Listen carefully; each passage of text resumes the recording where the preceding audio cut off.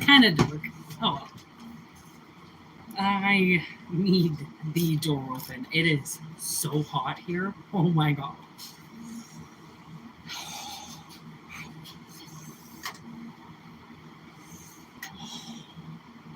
I just had to go swimming because it was so hot. I felt like I was going to die in my house. So I'm a little bit late on doing this live, but I had to like eat, and it's called a heat dome where I am. Like it just insane.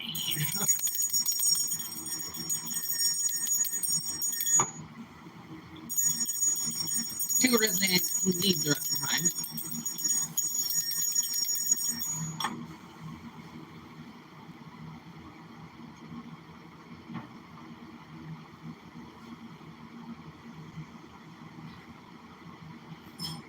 Can you hear me out there?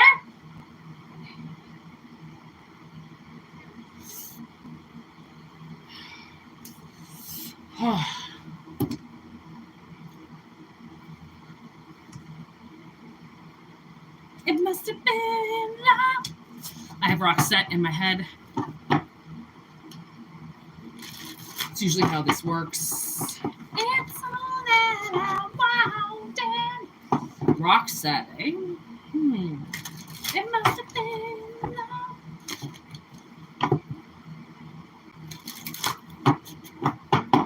Take what resonates and leave the rest. Okay.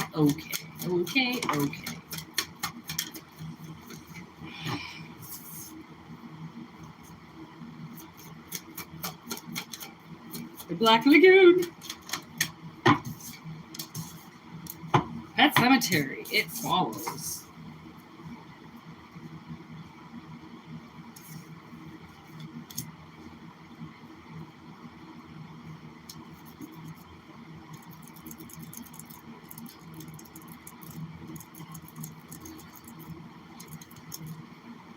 Make as much noise as you want. I can hear you, but it doesn't matter.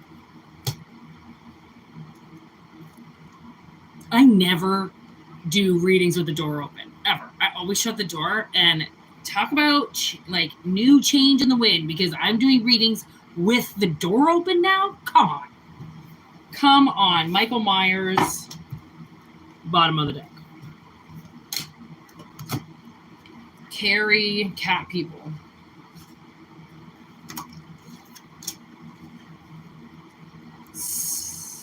Pet Cemetery.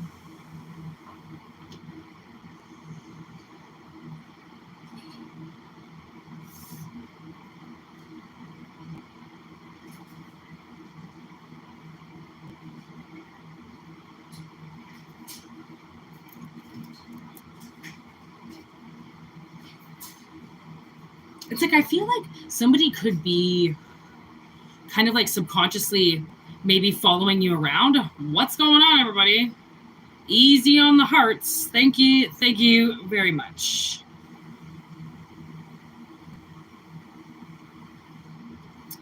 I don't talk about that stuff, so I'm just gonna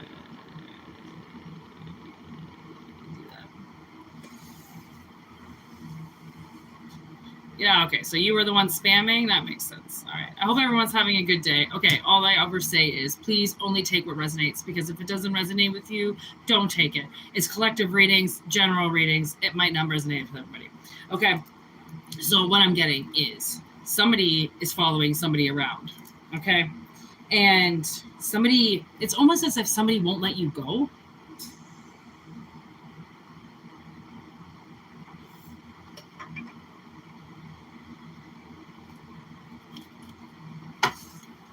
It must have been love, but it's over now.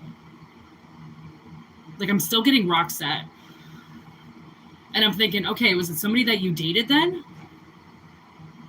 And you broke up with them? Like, now I'm looking at Gemini. So it's somebody that you dated, you broke up with, and they're following you around. They're not letting it go.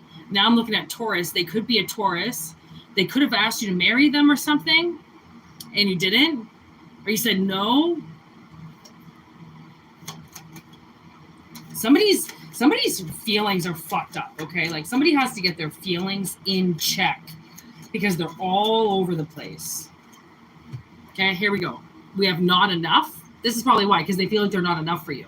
So this could be a situation where it's like you could have had to leave somebody because the way that they were acting, they always said like, well, you always think I'm not good enough for you. Now I'm getting promicide. So there was a show I used to watch back in the day, Dawson's Creek. And Pacey was a character that always just messed everything up, you know, like it wasn't like he purposely tried to mess things up. He just would mess things up. You know, you give him a task and somehow he fucks it up. You know, you tell him to go pick out a cake and he gets the wrong one. You tell him to book a limousine and he books one from 1930, right? Pacey always does something wrong. In his mind, he's never perfect. And he's dating Joey. And Joey is kind of like, you would think of her as almost kind of perfect, even though she doesn't come from a perfect family, but she's very, you know, she's very apprehensive and she doesn't break the law. And she, you know, you kind of like experience Joey as she grows up, and she's very, you know, she's very introverted. And so when she starts dating Pacey, right, Pacey feels like he has to do all of these things to prove to Joey that he's such an amazing boyfriend, you know. And then on Promicide, which is the episode where they have their graduation and their prom, and Pacey fucks up the limo and he fucks up the corsage and he fucks up so many things, and he loses it on Joey. He loses it on her. And it's a part of the, like, I love this band called From Autumn to Ashes, and they're a band I listened to as a teenager. They're not really a band anymore, but they still come together and do concerts, which is fucking awesome because they're amazing. But and they're a bunch of dads now. But anyways, a lot of their songs in their first album are about Dawson's Creek. Somebody must have had a girlfriend that watched it all the time, or one of those guys loved Dawson's Creek. So they talk about Dawson's Creek a lot. Okay, and in one of their songs, Pacey is freaking out, and it's the middle of the episode, and he's freaking out on Joey, and then he breaks up with Joey, saying that she deserves better. And it's the beginning of a song where she goes, "You break my heart into 1,000 pieces and you say it's because I deserve better." Why do people feel like they make the decision for you on who you are to love? Okay, if you want to love your partner, if you want to love somebody, how are they to say that you deserve better or you don't deserve them? If you want to be with them, you can't pick who you love. You can't pick who you fall in love with. And if there's so many statistics and so many, you know, levels that you have to date somebody, it's just like sometimes we feel like we push people away because we feel like we're not good enough for them and they deserve better. But if they like us or if they love us, then why would we feel like we deserved better when we're exactly where we need to be? You know what I mean? So, not enough.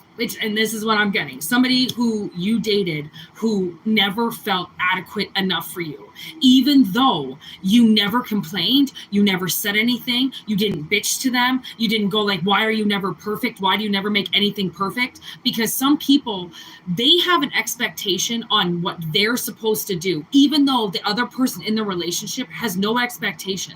They're just living it. But the other person feels like there's an expectation because they're hearing something in their head saying that you're holding them to a standard that you're not. It's what they're holding themselves accountable for. You cannot say that somebody deserves better or doesn't deserve you in a relationship because you're telling them now what they deserve. So how abusive is that? Right? You want to say that they're being abusive to you, but really you just made a decision for them. That's the most abusive thing possible. Somebody loves you, they love you. You can't con them out of that. You can't talk them out of it. Okay? So now we have cassette. We have date. We have self-indulgence. We have coffin. Okay? And we have the chaser. So whoever this person that felt like they were inadequate, okay, is now chasing you around. They're following you around. Okay? And I almost feel like there's a possibility here with this pet cemetery.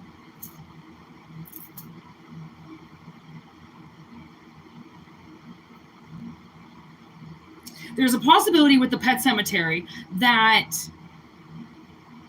they feel like you killed the relationship off and they want it back.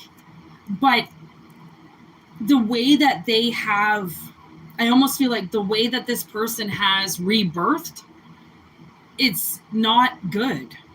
You know, like, I feel as if they're the ones that are going to have to decide that they are adequate enough for you. This isn't about what you want. This is about them deciding if you're worthy enough for them, or if they're worthy enough for you. Because I feel like they think you're too worthy. You know, like you're above and beyond. You're this other thing that they're not supposed to get near. But I don't quite understand why they would feel that way, because it's just like, you know, anybody that I almost feel like this person broke up with you and now they're chasing you around. Like, what did they want you to do? That's the thing. It's like, I hate when people do that. They make these decisions and then they have this fucked up thing in their head that you're gonna do something. Why? Like, I even as a psychic, I do not like to predict the future, because the future can fucking change. Even if I've got cards in front of me, you can decide that day you don't want to go to work and your soulmate shows up at your work like he was scheduled, but you didn't want to show up that day because you didn't feel good. Boom. There goes that soulmate meet cute. Okay? Like, you're the one that decides your fate. You really are. If you are seeing signs to do something and you decide not to do it because you say an employer would be better off without you, or somebody else would be better off without you, why? If they didn't decide that, if they didn't fire you, if they didn't get you to quit, then why are you? Why are you giving up your position? Because there is a spell out there that makes you feel inadequate. And the reason because of it, okay, is because they want you to feel inadequate. So then you break up with somebody, and then it's almost like then they can spiritually attack them, right? Because when people are in relationship, they get protected by their mates. Okay, so when you're single, unless you're protected by your family, you're kind of just out there in the world by yourself spiritually. Okay, so when you get a mate, you get extra protection. And then plus, if they have like this great family or this amazing ancestry, you get more spiritually for them and from them. Okay, so like, I feel like whoever this ex is broke up with you, left you, told you that you were too good for them, and now they're following you around because they're kind of like, I don't want to say the word obsessed because I feel like it's too vulgar to explain them, because I don't think it's obsession. I think that I almost feel like it's a diversion. By them following you around, it's diverting them from sitting at a bar drinking, stalking you on social media. I don't know. It's getting them out of doing something else. That's why Spirit is like, if you follow somebody around, or if you feel like you're overly protective of them, or you want to know what's going on with them, it's not always like stalker mentality that's going on in your head. Sometimes that sense of protectiveness is love, and you look out for people, you watch out for them. It's not that you're stalking them, you're making sure they're okay. That's almost like a guardian. Okay, so sometimes people have to be careful on the roles that they choose to play, or, you know, think that they're being a certain way when really they're being protective. Okay, so like, and if you think about it with Halloween and Michael, think of how much, you know, strength Michael has, and how many people are scared of him. I mean, he just has to walk into a room with a knife, not even a machete, not a gun, just a fucking kitchen knife. And everybody goes running, okay, terrified, okay? So think of it this way. If you have some type of energy on you that wants to manipulate you, okay, then what it's going to do is it's going to make it seem like you don't have any power. And then it's going to tell you that you can't be with people. It's going to tell you you're not worthy of friendships. It's going to say, you can't ask that guy out. He doesn't like you. Let him decide that. Thanks. Don't ask that girl. She'll never look your way. What? I'm sorry. What the fuck are you talking about? Okay. That is not the way that it goes. But when there's spirits that are trying to manipulate you, then they'll make it seem like they're on your side, like they're a part of your team, but they're not. They're trying to get you to come on their side because they know that you're not there. Okay, so whoever this person is like, I feel like they broke up with you. Say you were a part of this lake, okay? They broke up with you and left the lake, and now they're like hanging out in some swamp, okay? And you're still at the lake, and they want to be at the lake, so they're following you around. Wherever you are, they're right there. But if they were to just speak to you and repair what they did, because I feel like they think that maybe you're going to go running away from them. Maybe they think that they're going to scare you, or they're going to do something to you if they show up where you are, or if they talk to you or something. And at the same time, like, okay, well, if you just jump out of the bushes, then yeah, you're probably going to scare somebody.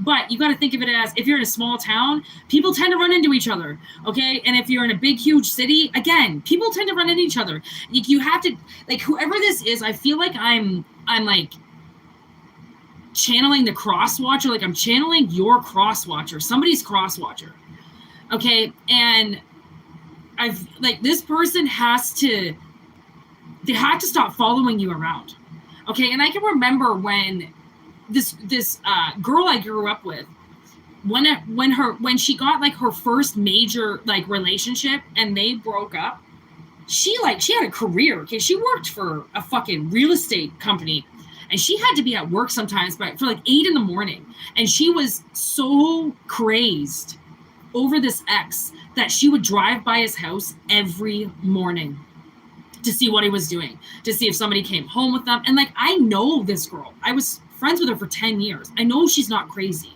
Okay. And then she would call me. Like, she was like slowly kind of stalking him, and she was scared to tell me about it.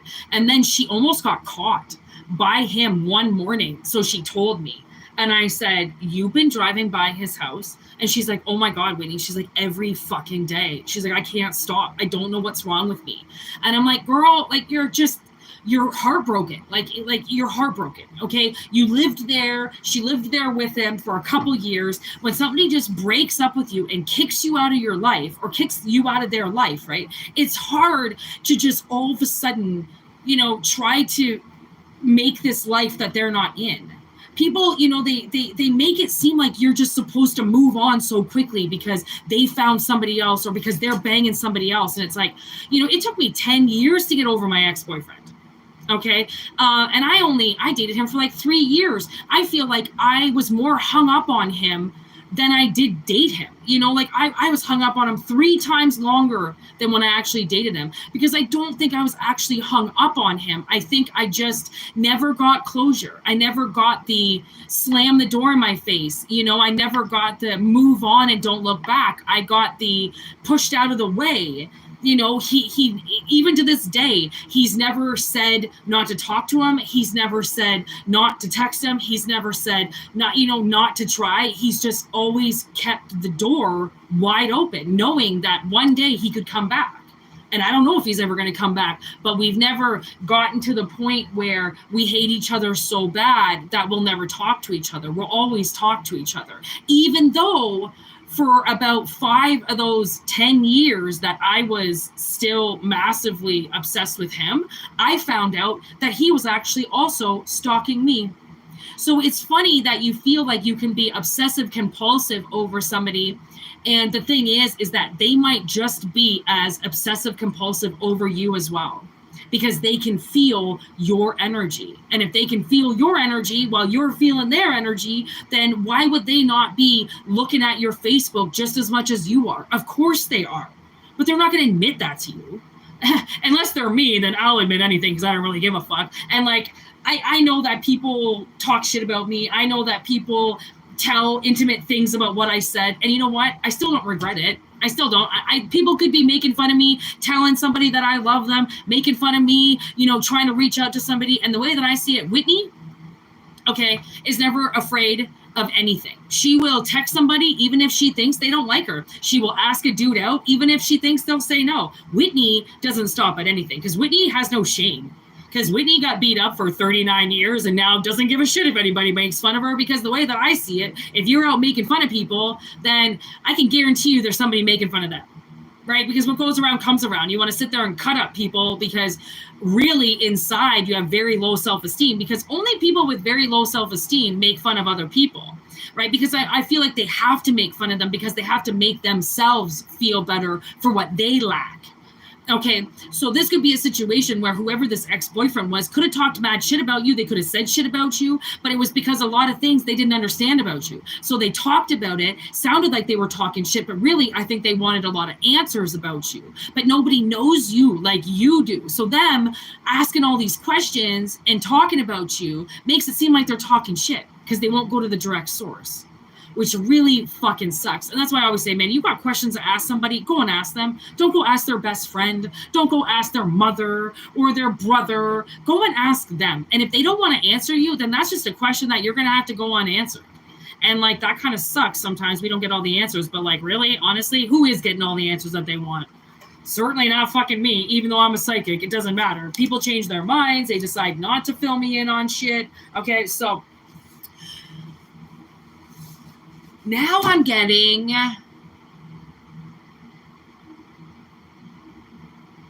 every time I die. Map change. That's becoming a huge fucking song for this channel. I am the man that saved Atlantis and sunk the worlds. Okay, so if this makes sense with you and it resonates, then you might have an ex reach out. Okay, and I think they're going to tell you that they know that they're the ones that fucked everything up. Hey, Pam. No, you missed 22 minutes and 33 seconds. Perfect timing, girl. 2233. So I think they might explain to you that they were the ones that fucked it all up. Yeah, they're the ones that left. And the thing is when they left, they thought it was a really good idea because they almost thought that they were doing you a favor, like they were just doing everybody a favor by breaking up with you. Turns out they didn't do anybody a favor, and they've just been obsessed with you ever since. And if you've been kind of obsessed with them, it's because you've been feeling their energy. Energy is flowing. If they're thinking about you, you're probably thinking about them. And if you think of somebody out of the blue all of a sudden and you're like, fucking this motherfucker came to my head today, I can almost guarantee you, once again, that motherfucker was thinking about you. Okay?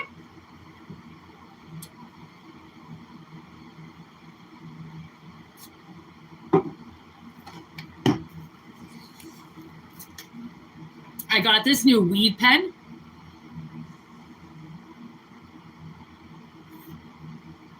And it is the best high ever. It's sativa, so it's an upper. Is it ever an upper? Holy shit. Okay, here we go. Give me what the people need.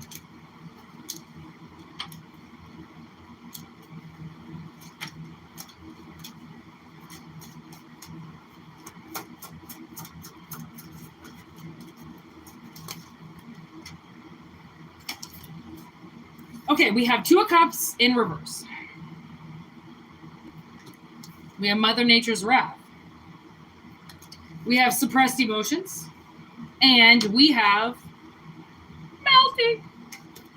I am for sure knowing that there are people that have died in this heat, for sure. Because it is ridiculously hot out there. Oh my God. Okay, there's Sherlock. And we got the Eye, Eyewitness, Sherlock and the Eye. Spirit's not fucking around today. There's Private Property. There's the Tower. And then look what's next.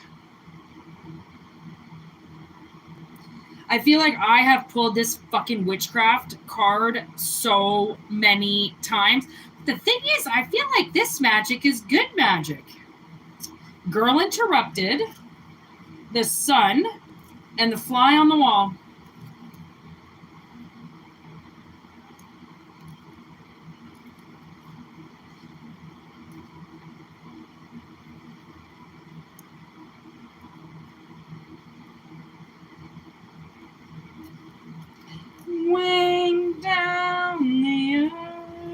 Okay, you should listen to this song if you like music.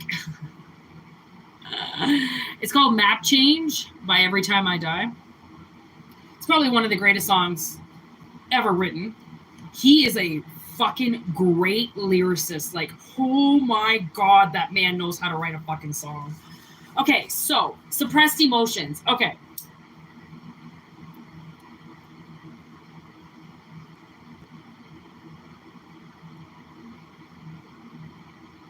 Wow. Okay, so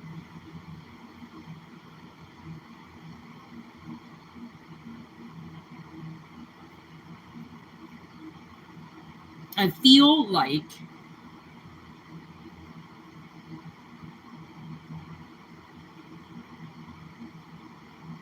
the fly on the wall has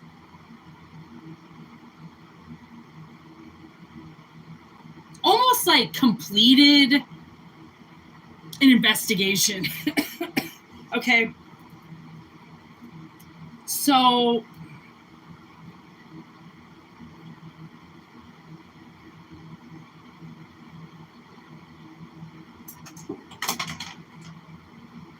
the way that I see this,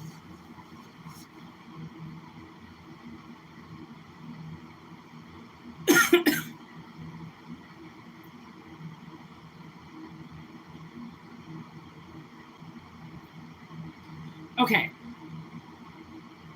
somebody in the live,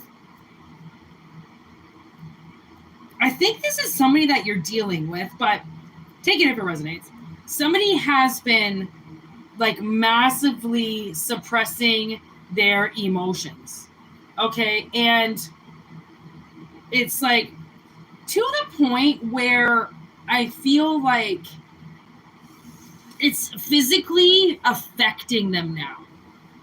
Right? Like you can pretend that you hate somebody, you can pretend that you've moved on, but if you suppress, then it's almost like you start to depress, you know, like all of that holding in, it starts to weigh you down. And that makes you become very depressed because all these things you should be saying, free flowing energy all around, always talking, always moving, always expressing, to like shut down and not saying anything. It's like, why can't you speak? Okay. So somebody has been, and you know, I got this the other day. There was this short that I did a while ago, and it was about halted tongue. And halted tongue is another phrase for writer's block. Okay. It's just what they used to say way back in the day, halted tongue. And I got that today. I heard halted tongue, and I believe I heard it last night as well, halted tongue. And I went, oh, okay, someone's got writer's block. Someone's suffering from fucking writer's block. Somebody doesn't know, they're stuck in their head, okay? And so the fly on the wall has picked up this energy. They're watching somebody, okay, literally suffer from writer's block, okay? The reason why they're suffering from writer's block is because they're suppressing their emotions. Clearly, whatever it is they're writing, they're supposed to be expressing their emotions, and they're not. So they're not saying what they truly want, so their brain isn't allowing them to write anything because they're like, well, if you're not going to say it the way that you're supposed to say it, then we don't want you to say it at all because it's going to be fake, okay? It's going to be fake, okay? So whoever this person is, their signs, whoever this person is, they have completely blocked off their emotions. Okay, but the thing is that like, if you're still around this person or if you're still talking to them, it's almost like, you know, when a troubled teen starts to go down the wrong road, mom just kind of stands there and just always like, okay, I'm just always going to be here in case you need to talk. Okay, it's like that. It's like knowing that there's something wrong with somebody, but you can't really say it, okay, because you don't want to be that overbearing, protective person that's like, what the fuck are you doing? You're going to go out and do drugs. Or you're going to fuck somebody, you know, like you can't be like that or your kid won't tell you anything. You have to be that open door, because if you are that parent that suddenly makes it seem like if your kid fucks up in any way that they're going to get punished, then they'll never say a fucking word to you. They will live this secret life, and then they will get in trouble. You have to basically say, listen, I know you're going to fuck up, and I know you're going to do things. Guess what? Call my number. Never going to get you in trouble. I'm getting goosebumps right now. I'm never going to give you any shit. I want you to arrive alive. And if that means I have to go and pick your wasted ass up from somebody's fucking house when you're 14 years old and you're not supposed to be drinking, trust me, I will. And do you think you're going to get in trouble? No. Because if I get you in trouble, you're never going to tell me that you're wasted and at a friend's house again and scared. Okay? It's like a parent needs to learn when to suppress their own emotions, because it's not about them. It's about the kid.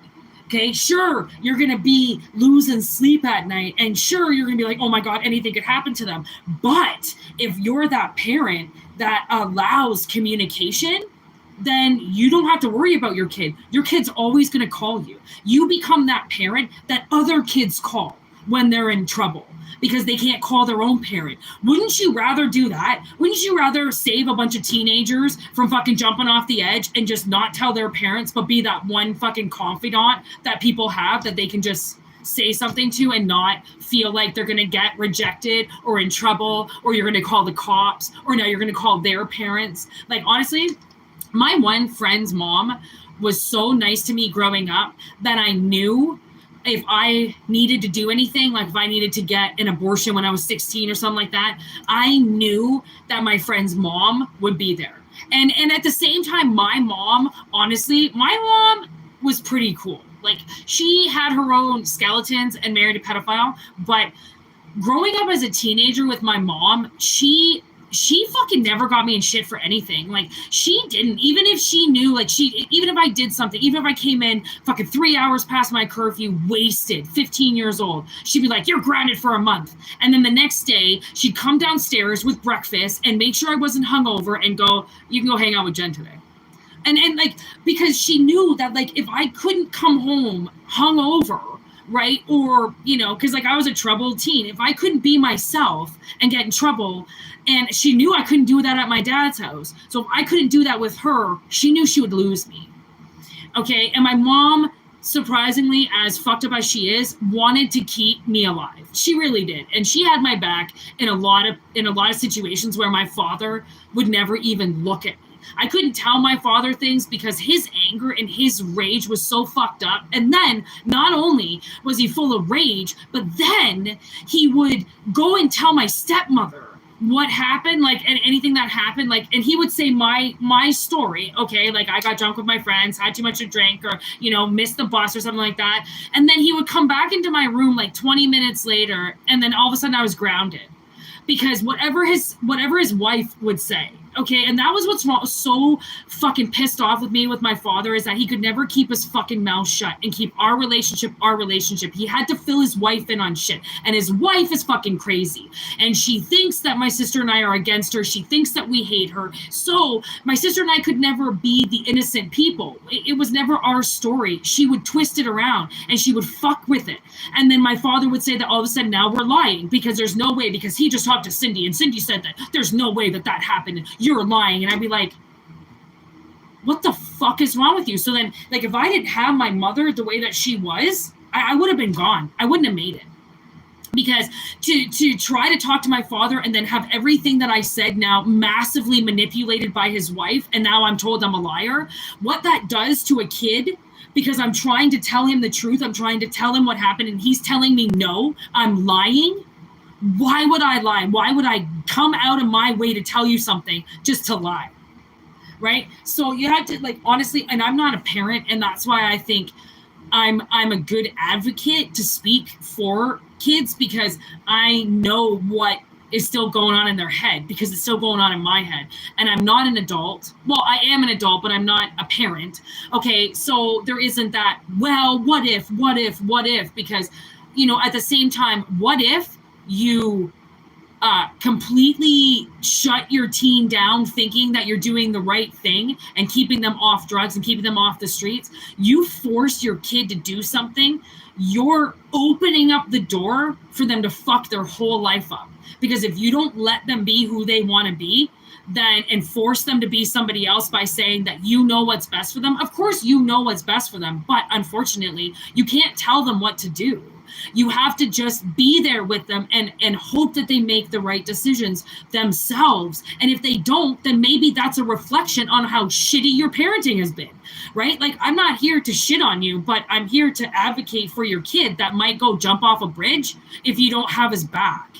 And my sister, she kind of got, pretty friendly with this one guy at work, and which was kind of good because he has a teenage son and his wife is gone. They're separated. And he came in one day all like, pretty like distressed. And my sister was like, what's going on? And he's like, well, my son, he's having a really rough time, and he's having a rough time in school. Cause he literally, like, they just went through a separation, and this kid's like 17 and his kid's separated, but it doesn't matter how old you are. Okay. When your parents divorce, it fucks the kids up so much more than you think. And this is a 17-year-old. So this guy thinks his kid's fine, just like my father thought his 3-year-old and 6-year-old were fine. No, we weren't. We were fucked. Okay. And he goes, well, and he's eating mushrooms. And my sister goes, what the fuck are you worried about? Every kid should eat mushrooms, and it's they should, honestly, they should. Not kid, but you know what I mean? Every young adolescent, teenager, coming into their 20s or into their teens should eat mushrooms. If they're not drinking and they don't want to get into drugs, then why not let them have mushrooms? They're organic, they're natural, they grow from the ground. And I would eat mushrooms any day of the week. Microdose, let them have just a little bit, then it might be their favorite thing to do, and they never leave the house. It opens up their imagination. It opens up their third eye. It helps them spiritually. It helps them grow, helps them ground themselves, helps you become who you are. Mushrooms changed my life. I'm a huge advocate for mushrooms, and I feel like everybody should eat them because how medicinal they are. It changed my life, honestly, too, with my fibromyalgia and my scoliosis. Microdosing with mushrooms actually helps to take pain away from me, which was phenomenal. It helped with my inflammation. It helped with my bathroom breaks. It helped with, because mushrooms, fungus gets everything in your bowels moving, right? It's like pushing everything around. It's like dodgeball, okay? That's what mushrooms do. Gets everything fucking working, and I'm like, man, I'm glad that, and she came home and she told me the story, and I said, I'm actually kind of glad that you dated him and went out with him, and now that he trusts you, because he told you about his son, and I feel like he really needed to, because he needed somebody to talk to about. And now that she's eaten a pound of mushrooms herself, she knows how corrective it is. That's all I can say is how medicinal it is, how medicinal mushrooms really are. So it really helped him, and it helped him see it from a different perspective. And it's see, sometimes when we don't, just because we don't understand what's going on with somebody or what's going on with a teen, if they suppress their emotions, sometimes that we have to learn that we have to suppress our own, so then we can get them talking, because once they trust you, they will talk to you. Okay, so maybe that's what this 2 of Cups is about in reverse. Maybe they're not talking to you because, maybe they are 17, 18 years old. Sit down and have a fucking beer with them. Honestly. And I'm not talking a full straight up beer, but have a couple sips here. You want to share your first beer? Let's talk about this. Let's talk, because I know that you're going to be meeting some fucking bush people. Okay, I know you're going to be meeting some people, and I would rather you be able to do this with me and bring your friends over than have you wandering around God knows where with God knows who doing God knows what, okay, and then you never come home. Because that's the alternative, is you either learn to suppress it or your kid's not going to come home one day. Worst case Ontario. Okay, so if you dig a little bit deeper into it, I think that's what I'm getting. If you dig a little bit deeper into it, you'll see the analogy, if it makes sense. Okay, because there are even people in our lives that we have to be super fucking, back down with and let people speak and let people be heard. And, you know, it's so funny now. I really like to watch people, and, you know, when men go out and they tell stories, it's so funny that a man will start a story or somebody will start a story and how quick somebody else is to jump in almost instantly and start telling how they had the exact same experience, but yet you haven't even finished your story. And then they sit there waiting to tell their story, and you know that they're not listening to your story. They're just waiting to speak. Okay, so maybe it could be that. Like, you know, I watched this documentary on war dogs. And and they went back and they talked to these vets in Vietnam because they all had German Shepherds. Okay, German Shepherds were bred out there, and they became basically cop dogs because of that war. And so they were talking to these American soldiers that had these dogs back in, you know, the 30s, and they were like, that dog was my best friend. They're like, you know, I walked around day after day after day telling that dog my whole life and all my indiscretions and everything that I did, and that dog never judged me. That dog never looked away. That dog always had my back. And I feel like that's goosebumps again. That's a huge analogy for you know, collective moving forward, is that you might have people that start to confide in you, and you might want to break out and tell them, oh, you know, I have the same story. But I'm learning now that I'm very silent when people tell stories, and I feel like I don't really have to tell my story anymore. You know, my story comes out if it's necessary to come out, but like, I don't need to say when I ran out of gas or when I busted a tire or when this happened. You know, I'll let everybody else tell their stories, and I'll just enjoy it now, you know, because I feel like I don't need to be heard anymore. I don't need to be the center of attention. I don't need to one up somebody or talk. I just generally want to hear people now speak, you know. And like, when you get to that, you kind of become like a dog, you know, you become somebody, a confidant that somebody can talk to, right? And not judge them. And, you know, and even if they say like, Mom, you know, I did it, I had sex, you know, you still hug them and kiss them goodnight. You know, you still love them because you can't control them. And anybody that tries to create a little mini me out there, or tries to create a little minion, and, you know, that's my daughter, I'll tell her what to do and I'll tell her how to dress. Like, no, like, you can't. Like, you're gonna create a monster, because that soul wasn't created to be a duplicate of its parents. It was created it's only supposed to look like the parents, so then we know who the parent is.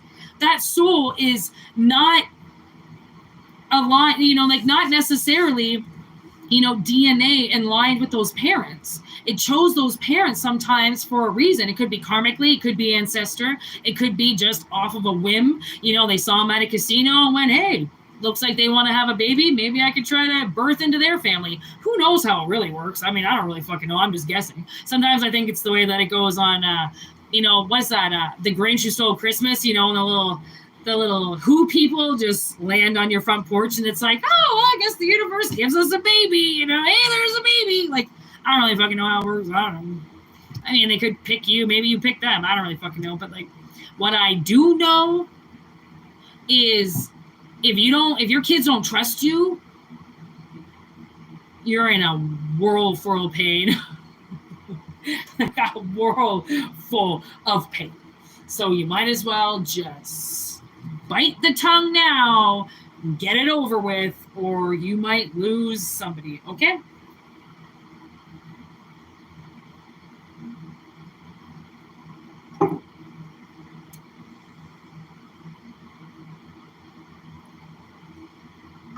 Okay. I feel like I'm going to do one more reading and then probably kick it. 46:18. It is so goddamn hot where I live. Not impressed. But I'm kind of wet right now because I'm still wearing my bathing suit that's soaked. I feel like it's like just slowly suctioning me. Okay. That's my first swim of the year today. Oh, so nice. I got some color. Oh, okay. It smelled like the lake. All right, take what resonates in, leave the rest. Reaching a higher level.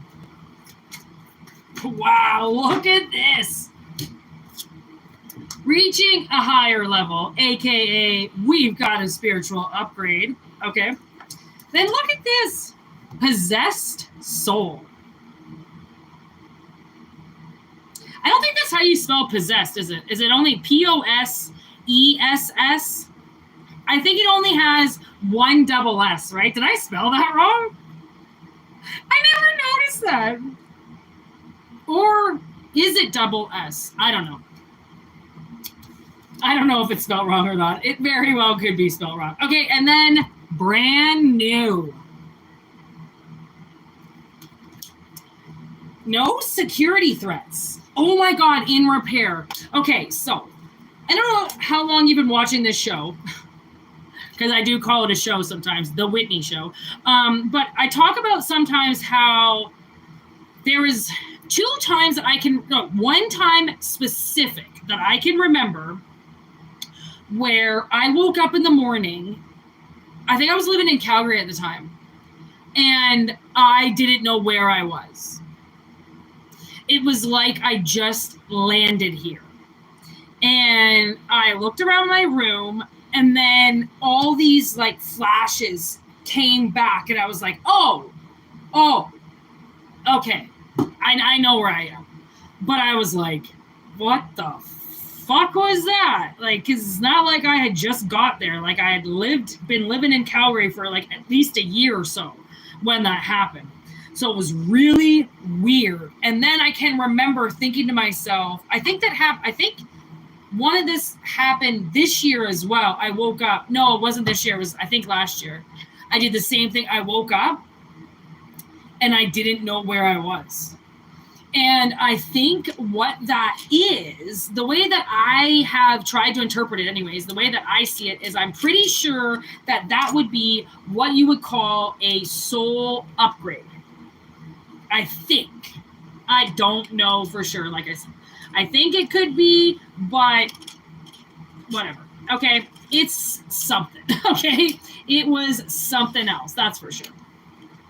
So I think it was, I think this could be something along those lines, okay? With reaching a higher level, okay, possessed soul, brand new, no security threats, and in repair, I feel like, oh yeah, and then I tell you the other day, I did a Reiki session, and it was an entity removal session, and she fucking pulled something right out of me, and it jerked me and everything towards the video I was watching, and she was pulling something out, and it pulled me towards and yanked out of me, and I feel like that was some type of attachment that was obviously inside of me, okay, that I didn't know about, and I feel like it's okay, for one, if you feel like you are possessed or something, or like you just don't feel right, you feel heavy, you feel lethargic, okay, maybe you can't eat properly, you could want to drink all the time or rage all the time, do very unhealthy things, then try the channel Alchemy Healing, and it's Oa is her name, and she has 66 videos. It's amazing. And one of them is entity removal. She actually has a couple of them that would be really good for this. And, you sit down, it's like 10 minutes, 15 minutes. It's like, man, I do like sometimes 3 different videos back to back. Okay. And, try that one if you want. Try doing something that elevates you, spiritually lifts you, repairs you. There's return to sender, anything where you think that something has been done to you in a way that possibly possessed you in a negative way. Because possession doesn't have to necessarily be bad if it's a good entity. And it's like, I feel like this one time when I was painting, I have this painting that I did on my ceiling, and it's very Van Gogh. Like I've always been in love with Oh Starry Night. So how Van Gogh paints, those different strokes, because he did oil, right? Oil is very hard to paint with, which is why he just left it chunky like that, right? I mean, it makes sense how his paintings were, but I feel like There was a period when I was living in Calgary too, that Van Gogh was inside of me. And it was weird because at the time there was this Van Gogh exhibit in Calgary. And I went, are you fucking kidding me? Like, do they ever let these people rest? Like, honestly, like, did they let them rest? Or, you know, is it what they want to do? And I felt like, because that painting, it's the only painting that I have that I kept from that year. And it's very Van Gogh. Like, it's very, you know, lined like that. And it's so cool. It's the forest and shit. And I would take it down, but like, I really don't want to get it down, but it's very Van Gogh. And I said to myself, I'm pretty sure that Van Gogh was inside of me. And I painted almost my whole apartment. It was crazy. We had a 1-bedroom. My sister slept in the living room. I slept in the bedroom. And actually 2 whole walls were giant murals. And then I painted the whole kitchen, this huge mural in the kitchen. And then I put a whole bunch of murals all of a sudden in her room, huge galaxy. And oh my God, these flower bulbs in the front foyer that a repairman thought were onions. He goes, onions? And I go, no, those are flower bulbs. And then Courtney goes, but are they though? And I'm like, maybe they are onions. I don't know. But like I couldn't stop painting for the life of me. Paint everywhere. I was fucking painting everywhere. I don't really paint as much anymore. And, but I definitely feel like I had a little piece of Van Gogh inside of me, which is weird.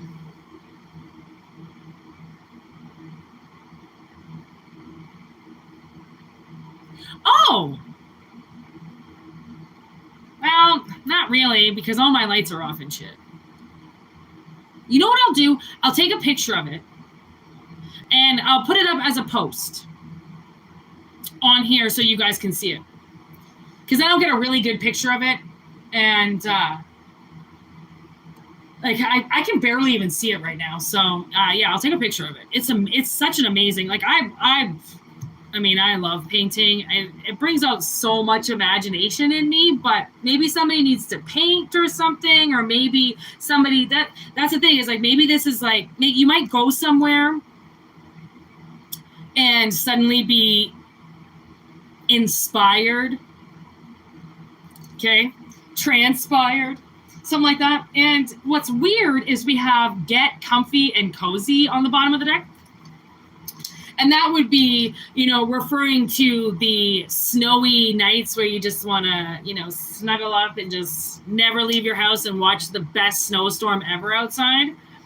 I feel like somebody, you know, once you do an entity clearing or a detox clearing in your body, you might feel totally different in the skin that you're in. You know, like I felt different about a week ago. I always felt like there was this like old like 1,000-year-old man inside of me, like just rotting, you know, just this old possessed soul. I feel like maybe that's what she got out. And I feel like a different person. Like I feel totally different. Like it's like almost like night and day. Okay, I feel like myself again. I'm still working on getting my stepmother's voice out of my head that really tries to control me a lot, but I've almost shut her up too because I hate her so much that she's so abusive in my head. I can hear her, and she's still abusive to me because she's still talking shit in the shadows. She's always going to talk shit in the shadows. She's never going to say anything to my face. She's always going to talk shit. It's always going to make my father and I fight, and then she's going to win every time. Okay? So I know that whatever took my father over, like my father has been possessed now for a while, and you can tell. It's just the way that he is with his wife. It's the get up and go, do everything for her at the snap of a finger. That is a possessed soul. That is somebody, I think he is kind of possessed with his wife's energy. I know I am. So if I can hear her in my head, I know he can hear her. And there was this time where my sister had just gotten married, and of course my stepmother narcissist that she is, she makes herself the center of attention and fights with my sister and starts this huge fight that we still haven't gotten over. And it's been like 14 years, but now she uses other excuses, right? And she came over to talk about the fight, you know, because my sister didn't want her, you know, at her wedding because my own mom wasn't there. So she just wanted my dad there. Cindy freaked out because she made the entire wedding about her.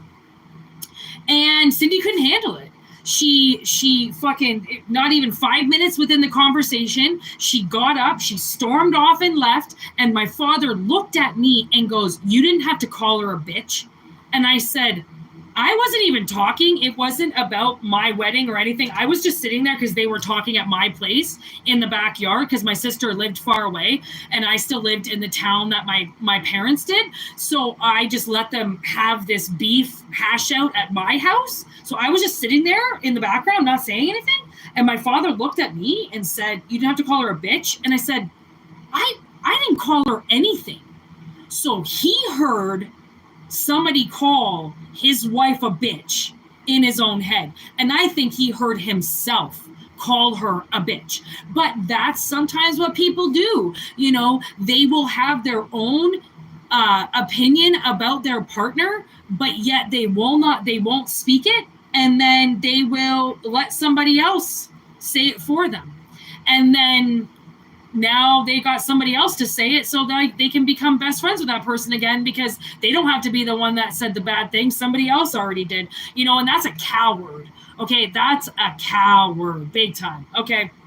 Don't just, you know, be the first to say something. Okay. Like, I mean, who cares at this point in time? It's almost like if you're worried about what people think of you, then you know, you really have a lot of confidence seeking to do. And I would really hope that you do that because to worry about what other people think of you is like, there are bombs going off places. There's like fucking serial killers out there. And you're worried about personal opinions of other people that are not you. That's definitely somebody that needs to work on their confidence. You know, so maybe that's what this is about. Ooh, extermination. I do really feel like somebody should, do like an entity removal, okay, do some type of like, you know, Reiki session that clears their temple because there is a repair that needs to be done here. Okay. And whatever that means to you, you're the only one that's going to know what that means, but there's a repair that has to be done. There's something that doesn't feel right in somebody and they're not comfy and they're not cozy in their skin and they don't want to be in their skin. And honey, this is the only skin you get. You don't get any other skin. Okay, so unless you want to be Buffalo Bill and start skinning women, skinning bitches to think you can make a whole new fucking body, then you have to get over yourself. You know, like you have to get this thing out of you and accept yourself, accept who you are. Accept the skin that you're in. Because the thing is that by accepting who you are, if you suddenly don't like the way that you look, then change it. Do something. And just because you want to lose weight or get ripped, it does not have anything to do with going to the gym. It's all mental. It's all mental. Like there are so many things that you can do with your day to, I mean, you know, just clenching, just clenching your abs. Okay. Lifting, bending, you know, like you could get a workout at work. You can. Doesn't really matter what you do. Even if you're sitting at your desk, you can figure out how to work out anywhere you are. Right? It's not about working out and lifting weights. It's about strength training. Okay. Get this thing out of your soul, out of your body. Okay. So then you can, you know, love the skin you're in. So you can start living, you know, you can start living. Who gives a shit? You know, who cares? There's transformation. Right? You're the one that starts that and they're scratching at the surface. I feel like somebody is, you know, scratching at the surface of this huge transformation. And once you transform, once you realize that like, this is it, you know, you either love it and get with it and, you know, or you're going to lose out. And I mean, you can lose out as much as you want. I'm not living your life. No one else is living your life. You're the only one in those shoes. So remember that. All right. 59:48. Oof. Oh, I don't even have a clip. Yes, I do.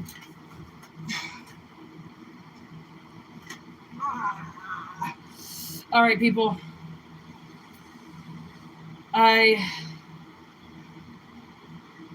I'm going to have to call it.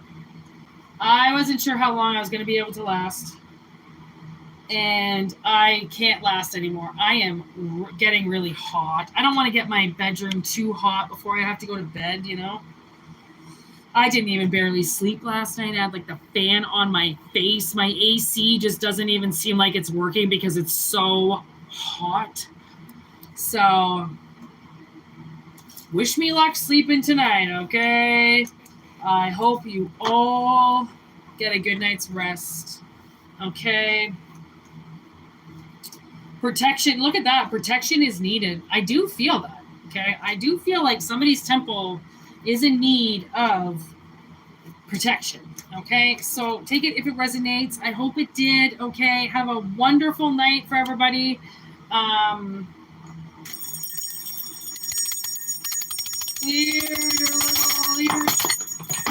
knew I was going to drop it. I need a new bell, okay? I need a gong. That's what I need. You know what? I think I'm just going to buy one. Okay. I think I want to do that. Anyways, have a good night. Thanks, you too, Pam. Igniting the Inner Oracle. Thank you very much.